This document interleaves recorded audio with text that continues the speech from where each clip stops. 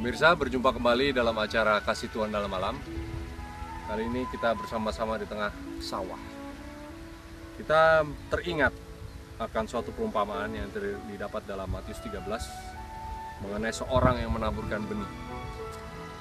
Saya ingin membaca ayat 8 yang sehubungan dengan benih ini jatuh di tanah yang subur. Dan sebagian jatuh di taman yang subur, yang baik lalu berbuah. Ada yang 100 kali lipat, ada yang 60 kali lipat, ada yang 30 kali lipat. Siapa yang bertelinga, hendaklah dia mendengar.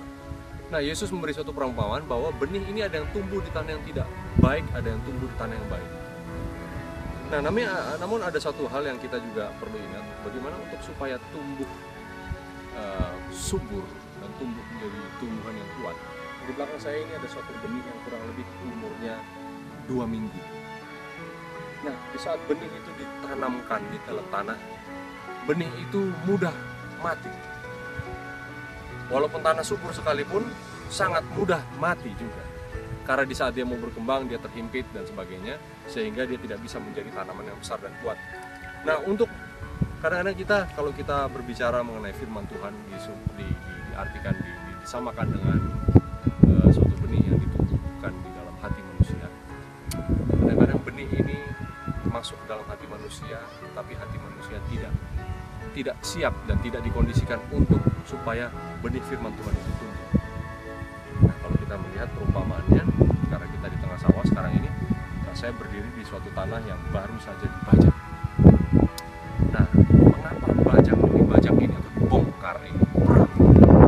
Sebelum benih ini ditanam, tanah itu kering dan berbatu-batu, banyak lalang-lalang, banyak rumput-rumput liar, mungkin banyak hasil panen yang lalu dari hasil panen sebelumnya belum dibuang, sehingga kalau benih itu ditanamkan kembali, terhimpit di tengah-tengah semua hal-hal yang membuat tanah itu tidak subur, tidak mungkin dia berbuah.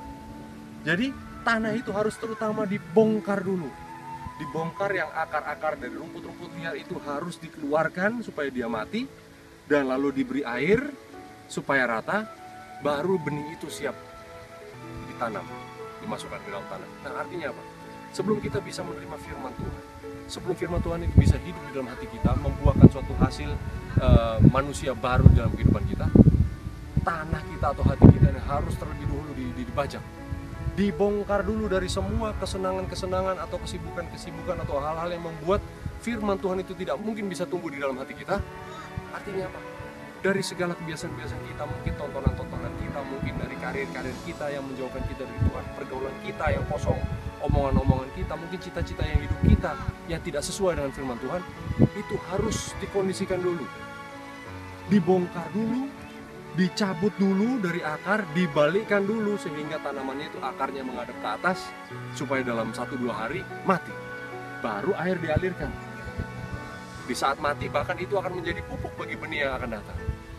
Nah, jadi bagi Anda dan saya, bagi kita semua, di saat kita mau menerima firman Tuhan, kita harus pertama-tama jangan lupa bagaimana cara mengkondisikan diri kita. Bongkar dulu, bajak dulu dari segala sesuatu yang akan menghimpit benih firman Tuhan itu untuk tumbuh. Karena di saat firman Tuhan yang sangat-sangat mudah mati di dalam hati kita itu, jikalau kita juga berusaha untuk mengkondisikannya, adalah kerjasama antara kedua belah pihak, ya, dari antara pekerjaan manusia, upaya manusia, dan Roh Kudus dari Tuhan sendiri akan menumbuhkan benih dan akan merubahkan kita menjadi manusia baru. Sampai berjumpa, Tuhan berkati.